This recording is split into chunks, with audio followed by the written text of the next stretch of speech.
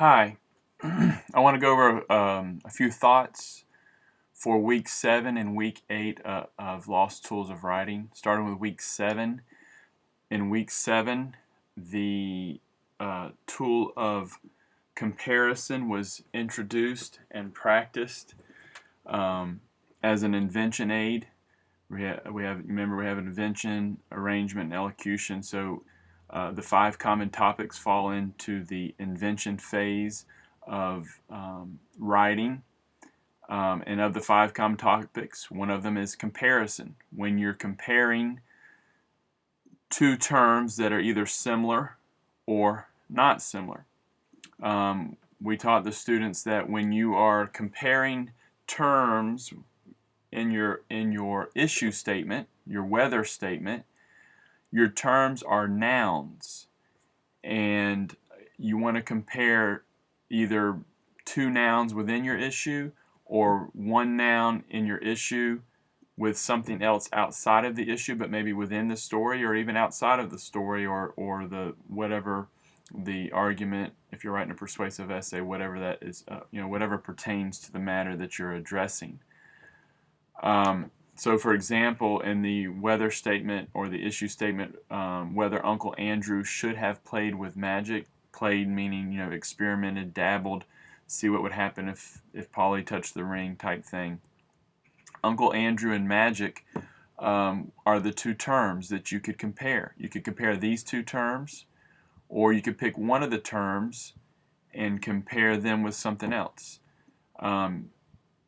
Depending on what seems to fit most. I mean, comparing Uncle Andrew with magic, you're comparing a person with an inanimate force or object, so that might not be the best comparison. It might be better to compare Uncle Andrew with Aslan, or maybe magic with intellectual power or the power of words or something like that.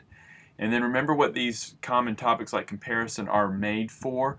They are made to help you come up with ideas and thoughts pertaining to your persuasive essay. In the invention stage, when you're doing your anti-chart, you reach an impasse, you get where you can't think of anything more. We're going to learn to use these 5 common topics. And being able to use all 5 common topics together, I imagine, are going to be more productive than just using one.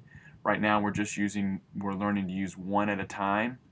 So if you did your anti-chart and then you pulled out your comparison tool and did comparison and didn't get much out of it as far as new ideas, then that's okay. If you got 1 or 2 good ideas out of it, that's fine.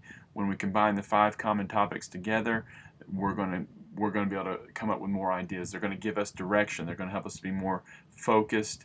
And these questions that we can ask, comparison, definition, relation, circumstance, and so forth, will help us to be more creative when we combine them all together. That's what I imagine.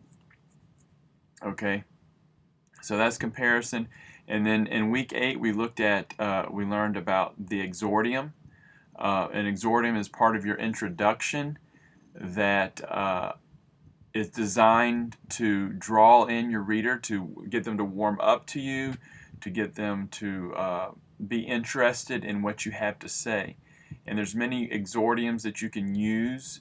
The 5 that we looked at were asking a question, stating a statistic, presenting a challenge, telling a joke or an anecdote, or sharing a quotation. You can spot a challenge because it's an imperative, and it usually begins with a verb. And an anecdote, again, is a personal story that illustrates your point, that relates to the theme or the thesis.